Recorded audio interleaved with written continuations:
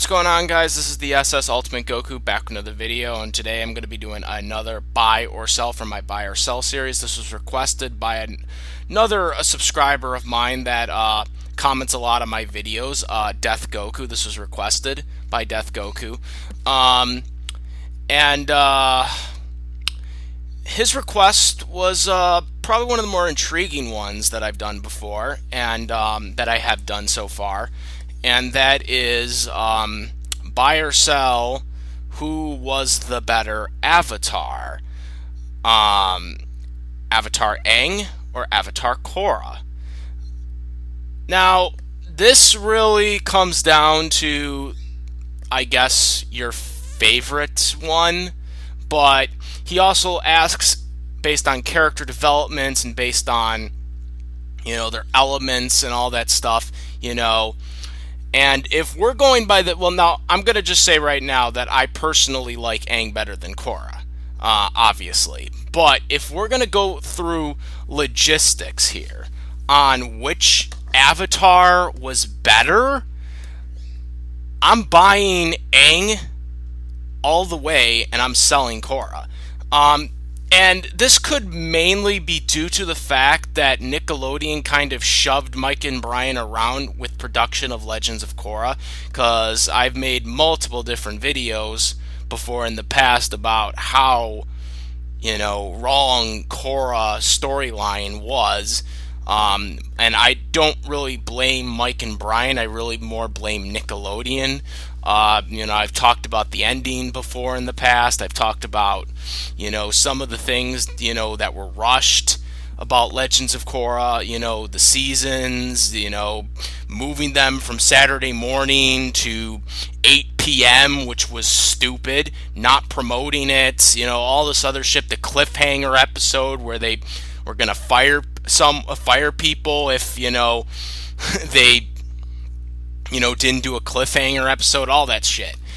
So all that stuff really has to go into effect to why Legends of Korra didn't really turn out that good in terms of a storyline perspective, because a lot of shit was rushed and a lot of stuff just didn't add up, and, the ending, again, was more of a forced relationship, which to me was dumb.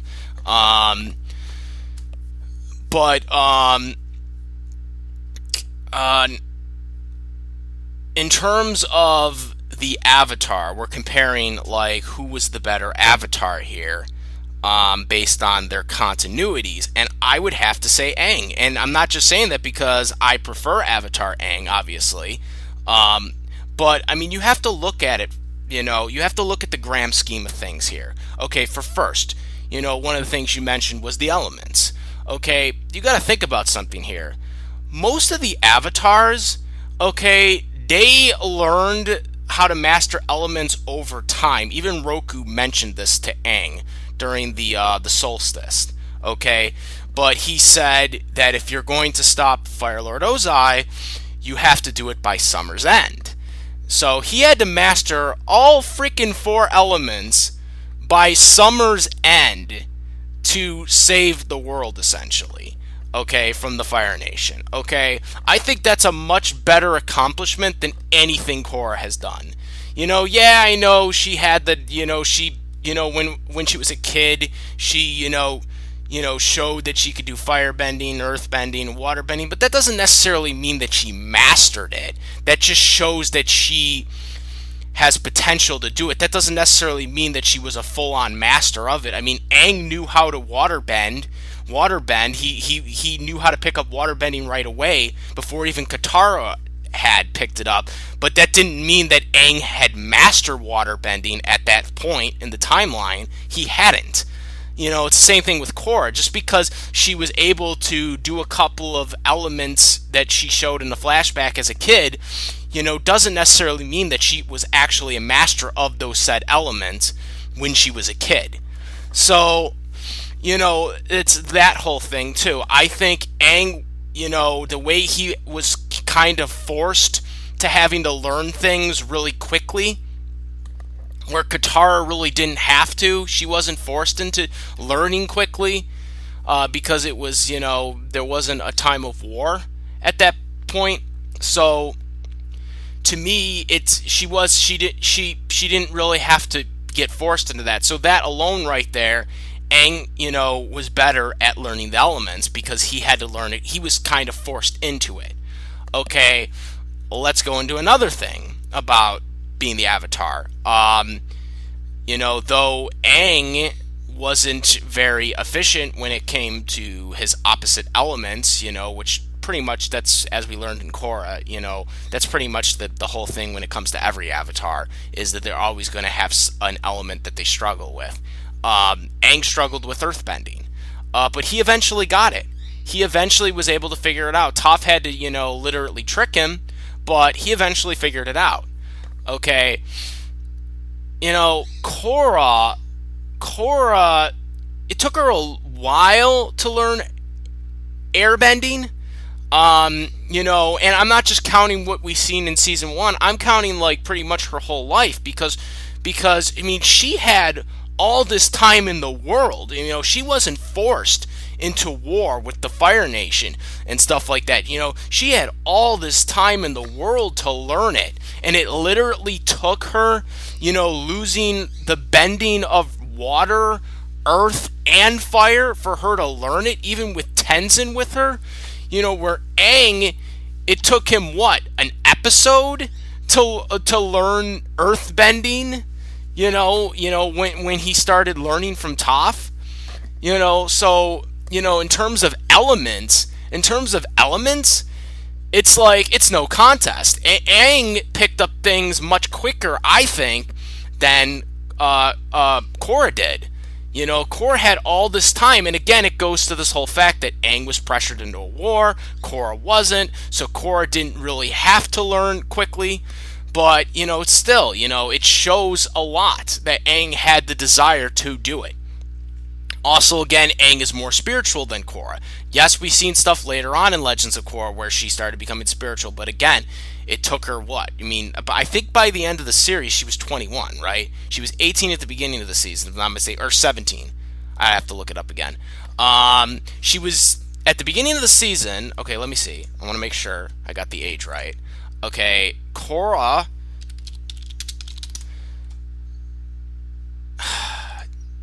Okay, one sec. Okay, so Korra was... Okay, she was 17. Okay, yeah.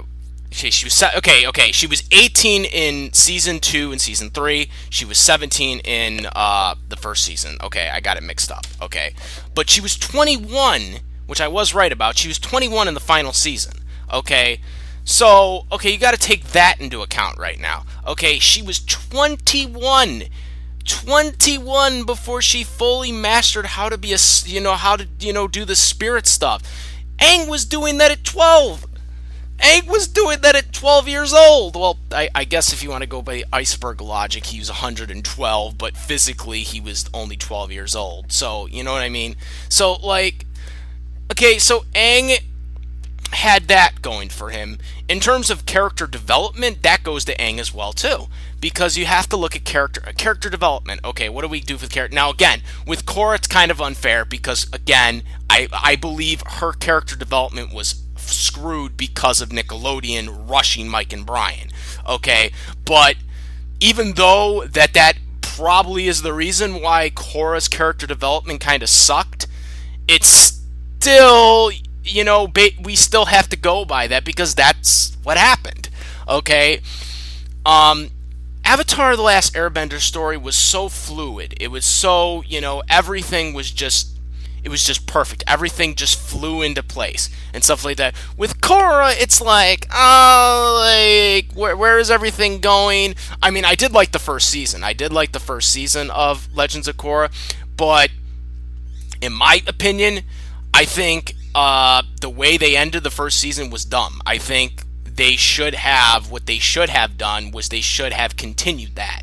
They should have continued that, not kill off the villain. I think Amon was a perfect villain, and the direction Mike and Brian went with the villain whole cycle, to me, was just weird, because if Avatar: The Last Airbender, there was really one villain that we were all, I mean, of course, we never really seen Ozai until the final season, but, You know what I'm saying? There was always that one real villain that we were thinking about, and I thought that could have been Amon, but they kind of just decided to just every season do a different villain, and it was just kind of weird.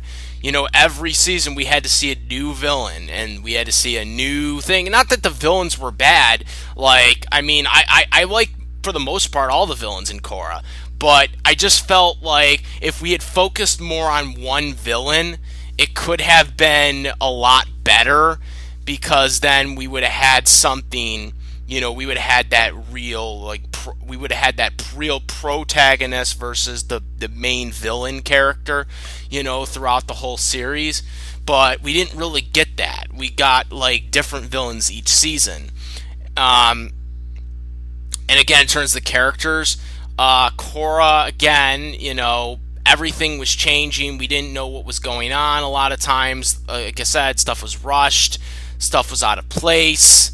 Again, I think goes towards Nickelodeon, and it's evident from the cliffhanger episode that we got in the, I believe it was the final season, where we got, because Nickelodeon, I guess, decided that they were cutting cost or whatever, and because of that, Mike and Brian had to do the cliffhanger episode to avoid firing people, which they didn't want to do, which I commend them for doing that. That's very noble by them. So, like, if we're going by legitimacies here, like, I'm just giving out the points here. I know, people are gonna probably say I'm biased because I like Aang better than Korra, but I mean, if we're looking through logistics here on their characters and their avatars, it's second to none. Aang just, accomplished, I think, more than Korra did, and in a much quicker time, nonetheless, which I think is a more better feat, for all the avatars before him. And what else? Like I said, Korra was never pressured into anything, throughout her whole life, where Aang was. And hell, even Aang knew, was it unclear that Korra, learned? No, she knew that she was the Avatar. She knew she was the Avatar as a kid. She knew she was the Avatar. But, I mean, in terms of being a better Avatar, I think Avatar Aang kind of was more of the peaceful type Avatar, and he got a lot of different things accomplished, where Korra not necessarily was able to do that right away, with her aggressive nature of personality.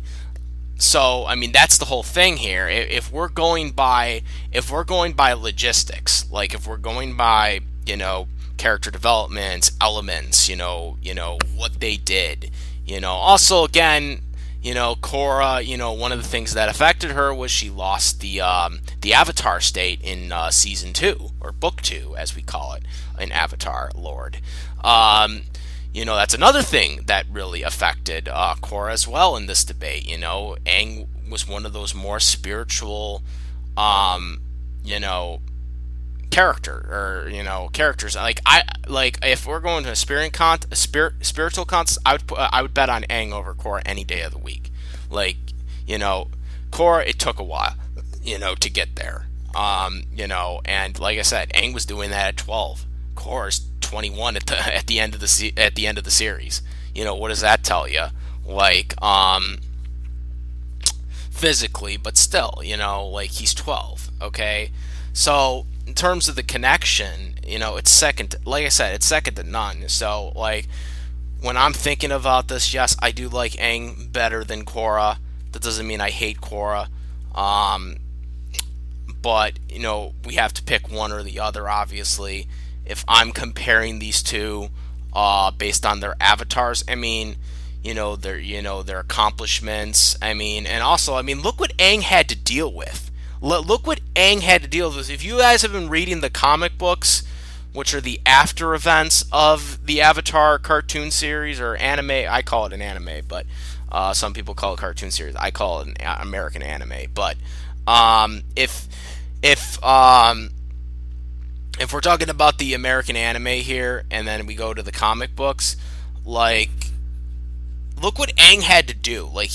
and look what he left for Korra after he died. Republic City. He did that. He rebuilt the relationship with the Fire Nation with all the other nations. Because I mean, let's face it. And if you read the comic books, you would know that not every firebender or even colonial Fire Nation colonial from the Earth Kingdom, was on board with you know being uh you know not being part of the Fire Nation anymore, which I thought was kind of funny too. That was that for anyone who hasn't read the comic books, there is a character in the comic books that's an Earthbender, but recognizes herself as a Fire Nation citizen. Um, and I mean, those things, those conflicts, all those conflicts that Aang had to go through after the war was over between the Fire Nation and the rest of the world. You know what I mean? Like, all that stuff that Aang had to go through and have to make that peace. I mean, Korra, she couldn't make that peace with Kuvira. Kuvira, obviously she was a dictator, but she couldn't make that peace. She literally had to take her to the spirit world to figure it out. Aang had had to go through conflict and compromise and stuff like that. So, like I said, if we're going by who was the better avatar based on character development, elements, stuff that they did throughout their lives.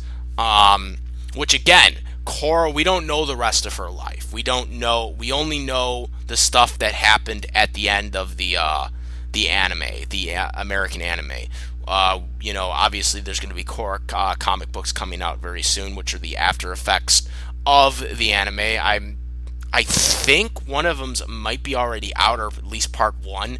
I wait for the library editions to come out. I don't want to watch part one, part two, part three. I just want to watch I want to read the library edition, because the library edition is just all three parts in one.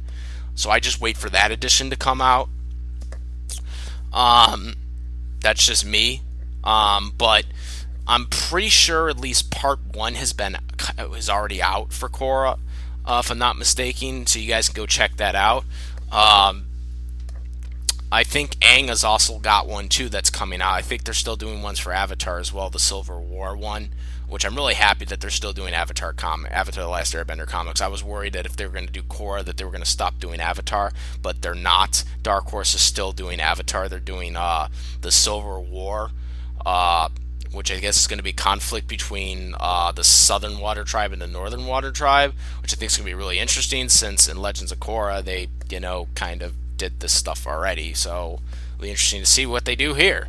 But I mean, like I said, if we're going based on what all of them did throughout their lives, and again, we only know Korra at 21. We don't know what she does with Asami, or because we know they're in love, and we don't know what those two are going to be up to.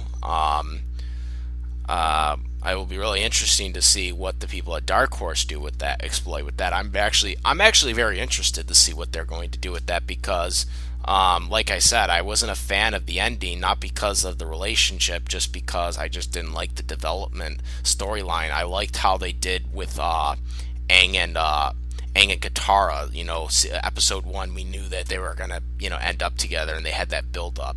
That's what I want. I would have rather seen that if they were going to go with that whole thing. But then they did the whole thing with, first Asami's with Maka, then Maka's with Korra, and then they did the whole thing where they might get back together, and they did the whole brainwash thing, and then all of a sudden we have Asami and Korra together at the end. It just, to me, it was just like flip flopping, and I just don't like that concept for storytelling purposes.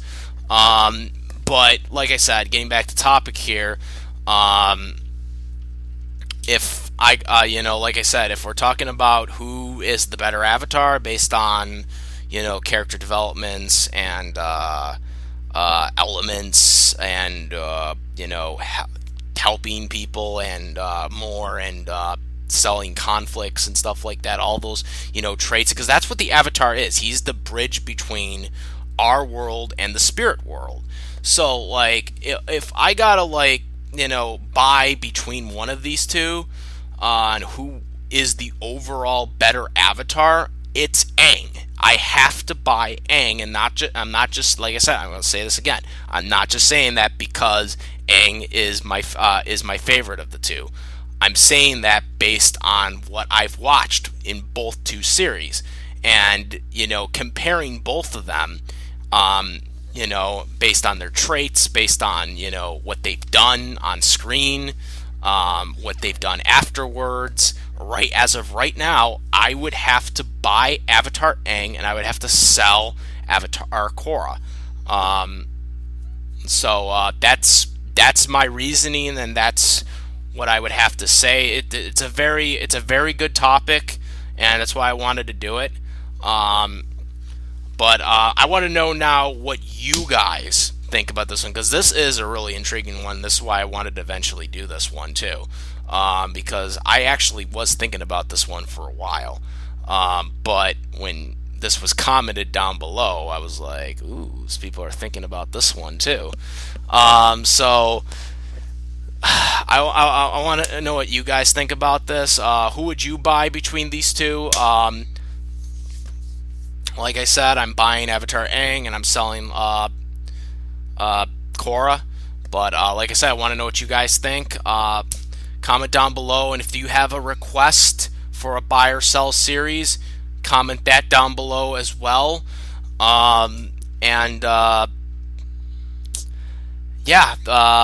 Rate, like, and if you like this video or any of my other videos, please subscribe. And that's about it, guys. I am the SS Ultimate Goku, and I'm out of here. Peace.